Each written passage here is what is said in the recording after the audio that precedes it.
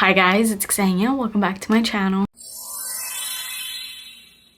So this is going to be another video in my little new perfume release series where we talk about all the upcoming new perfume releases. They never stop and they never will, so there's always stuff to talk about. And we have another handful of fragrances coming out. Some exciting, some really boring. Some of these have already come out, so they are available to buy, and some that will be coming out very soon. We're gonna dive into the notes and what we know about these fragrances and all that good stuff. So if you want to talk all things fragrance, then just keep watching. Please make sure that you're subscribed to my channel if you haven't already, and let's get started. First, fragrances. These are not necessarily new, but at the same time they are. Let me explain. I think last year Kayali put up this little travel size sampler set. It was called Vacay in a Bottle, and it's a set of 4 miniature travel size fragrances. They were all new fragrances from Kayali, but they only ever came in that little sample size. And now Kayali has actually put them all up in full-size fragrances. I believe these all come now in a 1.7 fluid ounce. If you fell in love with any one of those little miniatures, you can get each one of them for a bigger size, which is exciting. I never tried this set, but now that they are in bigger sizes,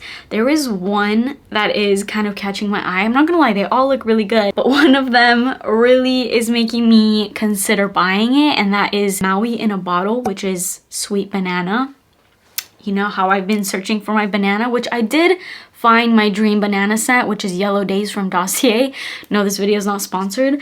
That scent is so good. If you want a candy banana scent that still smells like a perfume, definitely recommend that. But this one also looks really delicious. It has sweet banana combined with pear, which I also love, coconut cream, jasmine, sandalwood, and vanilla. Sounds right up my alley. There's not a single note in there that I don't like, so I'm really interested in this one. I hope that they come in stores at Sephora, but if not, I might have to just order it online. Who knows? Then in the set there is Maldives in a Bottle Ylang Cocoa. This one has rosemary, wild lemon, starfruit, banana blossom, ylang ylang, and coconut milk. This is more of a refreshing aquatic kind of scent.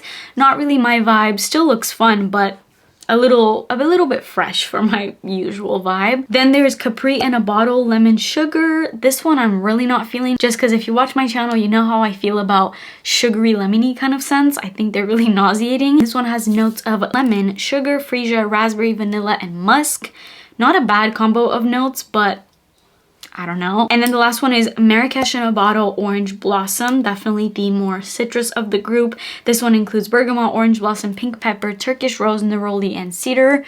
This one seems to be the most floral from what I'm gathering. They all have a nice, fresh, refreshing vacation kind of vibe, but definitely Maui in a Bottle Sweet Banana has my interest, so we'll see about that one. But yeah, I just want to let you guys know they are all available now in fuller sizes if you liked any one of them specifically. Okay, next we have a new Paris Hilton perfume. I haven't really been keeping up with her perfume releases, but I got an Ulta magazine in the mail and I was flipping through it and I saw this. This is available. You can purchase this at Ulta right now. I looked into the notes and what perfumes was compared to, and for me this is gonna be a hard pass because it just seems like a really boring freshie. This is called Iconic by Paris Hilton. This one has raspberry, pear blossom, peach, middle notes of peony, magnolia, lily of the valley, musk, amber, and sandalwood. The fragrances that this is compared to is fragrances such as Dolce & Gabbana L'Imperatrice, which is like this really watery aquatic watermelon scent, really fresh. And it's also compared to just a bunch of other freshies, Versace Bright Crystal. I just feel like this scent category is really boring. If you are a fresh girly, then maybe this is a nice one to look into if you're not really into sweet scents. But this scent is also retailing at Ulta for $80. I feel like for a celebrity perfume, especially with this type of scent profile, I just don't feel like that's worth it, because you could get, for example, an Air fragrance that's like 20 bucks with this type of scent profile. You don't need to be spending $80 for it. I'm not saying it's bad. I'm just saying you could get this scent in a much lower price point. But let me know if you guys have tried any of the scents that we're talking about here. Let me know in the comments. These ones are exciting. Latafa is on fire. Latafa is an Air fragrance brand. They have brought us so many amazing perfumes such as Eclair, Yara, Yara 2, literally so many fragrances. But speaking of Eclair, they have a little flanker version of it called Eclair Pistachio. This is obviously a pistachio gourmand fragrance. Now, I saw somebody on TikTok talk about this, but I'm not finding anything on it online. I can't even find a picture of it online, but somehow people have gotten a hold of this. It's in the same bottle as the original Eclair, but it's in a more greenish pistachio kind of bottle. And I don't know notes or anything on it yet. I pretty much just know the name. And I also don't know when this is coming out. I would assume soon, but we'll see. Definitely one that I'm interested in though. And then speaking of Latafa, this collection that they're bringing out, it's a whole collection of fragrances, and the collection is called Give Me Gourmand. And these bottles, again, when I search them up on Google, I don't see anything, but people have already been getting their hands on them. And when I saw this TikTok of all these little bottles, and I really need these to come out ASAP, the bottles are these little, pretty much ice cream little bottles, and they look so delicious. All I know about these is that they're coming soon. There's no specific dates, but definitely be on the lookout for these. I'm super excited. It seems like these have come out in Europe, which makes me excited because I'm going to be there soon. So I'm hoping to get my hands on these, and that way I can review them for you guys as soon as possible. A little bit less exciting, we have another Herrera Good Girl flanker. Listen, I'm not saying that these are not great perfumes. I love most of them. I think the original is still my favorite. The most recent one, which was the Very Good Girl Elixir, that one was actually really good. As far as all the flankers in this line, there's so many. First of all, it's hard to keep up with because there's so many, and I just don't feel like it's that necessary, but this one actually has a really cute packaging, although for me, that's kind of all that piques my curiosity. This one's called Good Girl Blush Tweed Talk, and the bottle looks like it's wearing this little tweed suit. It's really cute. 10 out of 10 packaging. This is another one that has come out in Europe, but not in the US yet, and I'm not sure about US release dates. This is categorized as an ambery fruity floral with key ingredients of ylang ylang, vanilla, and peony. All scents I love. Because this has ylang ylang, it makes me think of more of a beachy sort of scent, because that's just always what I associate with ylang ylang. We'll see what this one gives. In the top notes, it has that bitter almond, and that's one note that I haven't really loved in a lot of the Good Girl flankers, because I find them all to come off really bitter and borderline synthetic, which I'm not a fan of. So considering this one also has that bitter almond, I don't know. It's just like the scent is not really doing it for me. The bottle is cute though, but that's all I can really say about it. I'm interested to at least smell it. In euros, this is 167 euro, which translates to about 100 and I think 80 something dollars. So definitely up there. And if it's kind of the same as all the flankers, which if I'm real, all the other flankers have kind of been the same, then I don't feel like it's necessary. This next one is super random, but this is a perfume by Drake. This is called Summer Mink. It is a unisex perfume. I think the packaging is really interesting. It's kind of like a stand, and then the fragrance is in this little ball, and I think you can take it out. It's kind of the same component as like the Ariana Grande fragrances, where they come with one component and then you can take out the perfume. It seems like that's a popular thing with celebrity perfumes. Now, as I said, this is unisex, but from what I'm reading on the notes, I feel like this is gonna lean more masculine, but I don't want to judge yet. It's got top notes of clary sage, citrus, petitgrain, middle notes of jasmine, sambac, rose, spices, and base of musk and vetiver. Seems like more of a spicy, fresh, maybe like white floral aromatic kind of scent. Now that's what I'm getting based off of just reading the notes. But then I started reading a couple Fragrantica reviews, which I don't take too seriously because the reviews are all over the place, but a lot of people seem to say that this is unisex, leaning a bit more feminine, and some people are describing this as smelling like laundry detergent, while other people are saying this is a sweet vanilla with a minty kind of scent. That's why Fragrantica reviews, you cannot rely on them because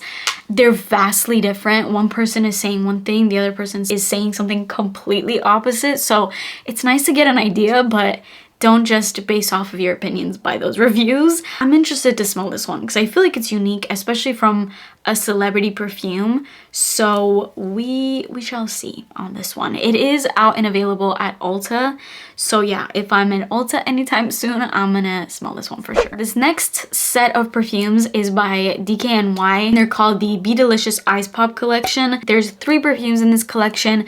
They look like little sorbet bottles. Kind of reminds me of those little Latafa ones. I think the Latafa ones are cuter. The first one of the 3 is called Very Cherry. This one is obviously a sweet cherry. It's got ice cream notes, peony, pear, red poppy. The next one is called Berry Bliss. Obviously this one's more of a berry scent, but the notes are really nice. And this one, it's got mango, mint, almond blossom, strawberry, raspberry, cotton candy, coconut. There's a few others, but those are like the key ones that I think are kind of exciting. And then the next one is Citrus Splash, which is obviously a citrus scent. This one has grapefruit, peach, gooseberry, gentiana, peony, freesia, juniper berry, musk. This one is not that exciting to me. I think the one that I'd be most interested in is definitely the Berry Bliss, but we'll see. You can actually buy this collection on Amazon. I'm looking at it right now, and each one of them for 1.7 fluid ounce retails for $80.